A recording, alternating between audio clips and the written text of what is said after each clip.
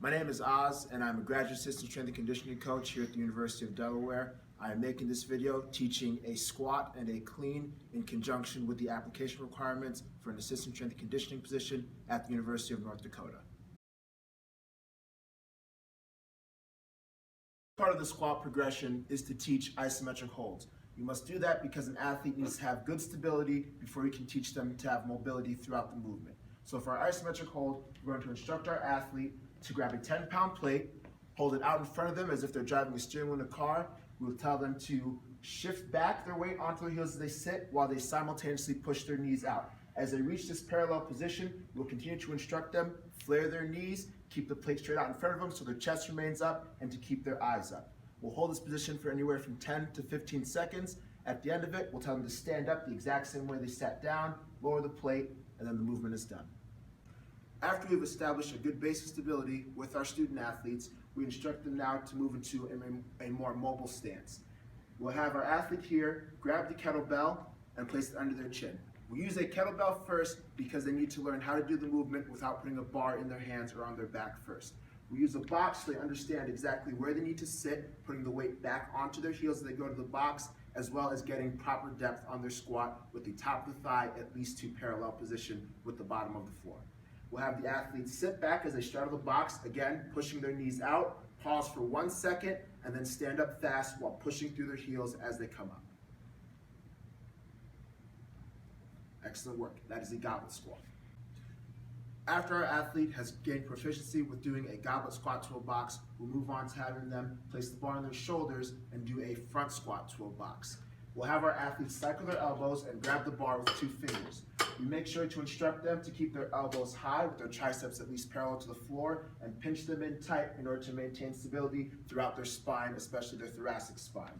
From here, we instruct the athlete, everything remains the same as if doing a goblet squat to a box. We tell them to sit back on their heels, sit softly on the box, and come up fast, driving again through their heels, the entire time maintaining that parallel elbow position at which they started. When they're done, they'll re-rack the bar, and that is the front squat. The next progression after the front squat is the back squat. We'll have our athlete place the bar on their shoulders, somewhere between where an Olympic lifter would put the bar high for a high bar squat, and where a more power lifter would put it low for a low bar back squat. We'll put it right in the middle, have them unrack it, making sure they're squeezing their shoulder blades together and lifting their elbows up slightly to create a shelf. From there, we encourage them to brace their core, and everything remains the same as if they're doing a front squat. They'll sit back softly on the box, come up fast through their heels the entire time, making sure their head and eyes are up, keeping their chest up to prevent folding at the core. And that is the back squat. The box is a great tool for teaching our athletes a squatting progression. It allows them to know where they're supposed to sit back and put the weight in their heels as they do the movement, as well as flaring their knees out as they descend as well. The box is a good tool because it allows them to focus on the eccentric and then the concentric portions of the movement while simultaneously keeping their upper body in optimal position in order to prevent injury and keep the focus in the proper musculature, being the lower body musculature. After our athletes have become good at doing the movements with the box, we simply take the box away. We instruct the athlete, nothing changes between the box version and the free version. You still have to hit your depth with the top thigh being parallel, your torso remains up, your head and eyes remain up, and every single squat variation, whether it's a goblet squat as was just demonstrated, a front squat as will be seen here, or even a back squat, the bar placement doesn't change. The only thing that changes is now you're squatting on the air as opposed to squatting onto the box. All of your technique points, so keeping your elbows up, bending your knees, and making sure your heels stay firmly affixed to the ground, do not change regardless of what squat you're doing and regardless of whether you're using a box or not. Those are our squat progressions. So before we teach our athletes how to clean, we like to really make sure that their fundamentals are really sound.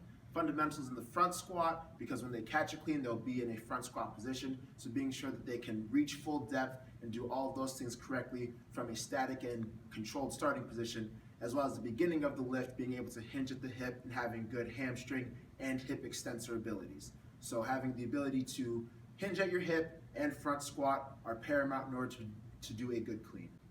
In an ideal world, we'd have all of our athletes able to do a power clean from the floor. That is not the reality of the world that we live in college athletics. Because you run the gamut of athletes of all skill levels, from never have lifted before to had a really good training program before they stepped in the front door, you start with a proper progression. That's why we focused on the hip hinge, and we focused on the front squat before we put them into a clean position. From there, we'll focus on the basic progression into a clean. The first part of that will be simply setting your feet, picking up the bar, and knowing how to pull the movement explosively.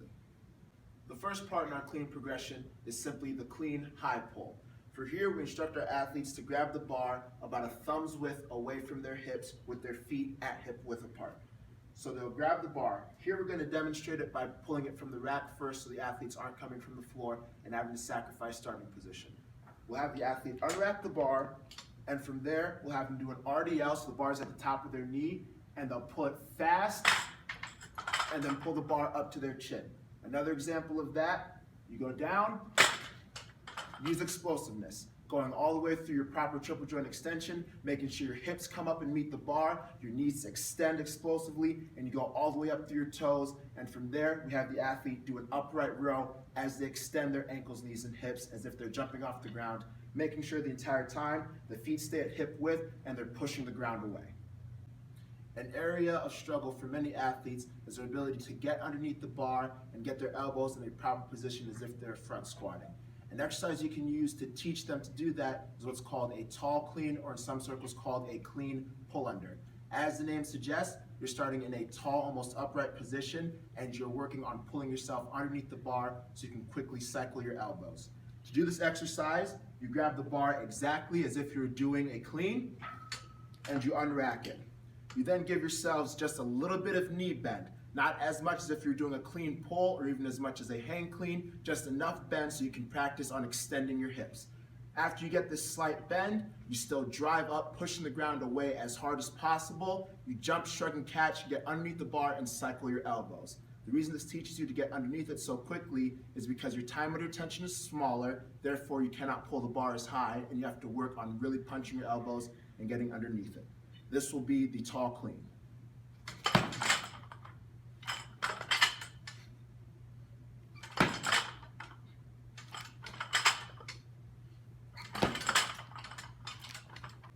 After our athletes have learned to properly get underneath the bar from the tall or clean pull under position, we then move on to the next exercise in the progression, which is called the hang clean. The difference between a hang clean and a tall clean is that a hang clean, the bar goes all the way down to the top of the knee or even the mid-knee, allowing you more time under tension and more ability to get more power with the bar. You will see athletes are able to do more weight with the hang clean than with the tall clean because they can put more power into it. With the hang clean, as with the tall clean or the clean pull, again, grabbing a thumb's width away from your hips with the bar. From there, you simply do an RDL down to the top of the knee as if you're doing a clean pull, and then you pull it up, meet your hips with the bar, and punch your elbows through fast. You want to make sure you get your elbows up as high as possible when you catch it to avoid any risk of injury in your wrist, elbow, or shoulder. You then reset the bar, and you do the exact same thing. Down to the top of your knee, fast through, meet your hips, punch your elbows, and that is a hang clean. For some athletes, the hang clean is as far as they will progress. They won't be able to pull a clean off the floor as I explained earlier, but they can still get plenty of benefit through the triple joint extension explosive movement of simply doing a hang clean. For those athletes that can do a power clean from the floor, this is how I would teach them to set up. I would tell them to approach the bar, walk up with the bar over the center of their foot, right over the top of their shoelaces, almost touching their shin. From there, you have to go down and pick it up as if you're going to do a deadlift. So you squat down, again, grabbing with your thumbs, with your hands a thumb distance away from your hips, and you make sure that the athlete has their butt down, below their hips, their head up, and then they pull their shoulder blades back so they can lock into the bar. From here, with their feet starting at hip width, everything is the same as if they're doing a hang clean, except now they're pulling from the floor. The first movement, however, off the floor is a little bit slower so they can maintain a good chest and torso position over the top of their bar in order to emphasize and maximize their ability to push through the bar at their hips when the bar meets their hips as they're doing the second pull. So they'll grab the bar, butt down, head up, shoulders back, slow to the knees, and as they go past here where they get to the hang position, it's the same thing as a hang clean. They go up, punch through with their hips, Hands go fast, elbows go fast and up high. So we'll start that whole movement again. Put the bar down, reset your feet, grab it, and making sure you're pushing against the ground. Ground-based explosive movement, have to push against the ground, use the laws of physics to your advantage. Shoulders back, pushing against the ground, fast through, meet your hips, punch your elbows high and fast. That is the power clean from the floor. All the previous movements shown in the clean progression were all caught in the power position or with the hips above parallel.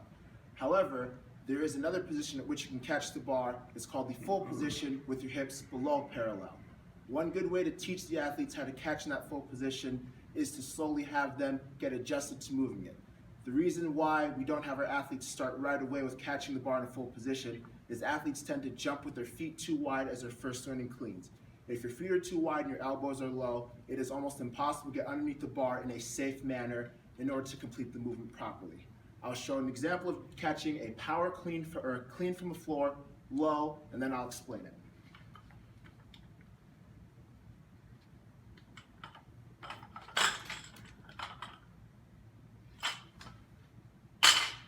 As you can see, everything stays the same from when you're doing a power clean, except now you're sitting all the way down into a full squat before you stand up.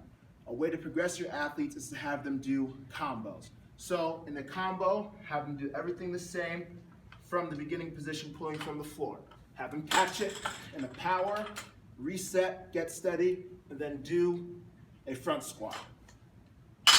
There you can progress them down one level. Have them catch it in a quarter squat without standing up. Make sure they get their elbows high and sit back down again into a front squat. And it will look like this. Catch in a quarter, sit all the way down, then stand up. From there, the next level, have them catch it in a half squat. Everything remains the same. All your positions are the same.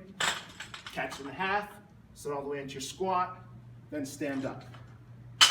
And from there, the next level is to just go all the way down as I exampled the first time I did the exercise. Those are the full movements of the cleans. Again, in an ideal world, every single athlete that walks in the door will be able to pick this up and get that quickly. That's not the reality, so you will progress it, we will progress it as our athletes, their skill level becomes better. I would like to thank you for your time in watching this video as I took you through a squat progression and a clean progression.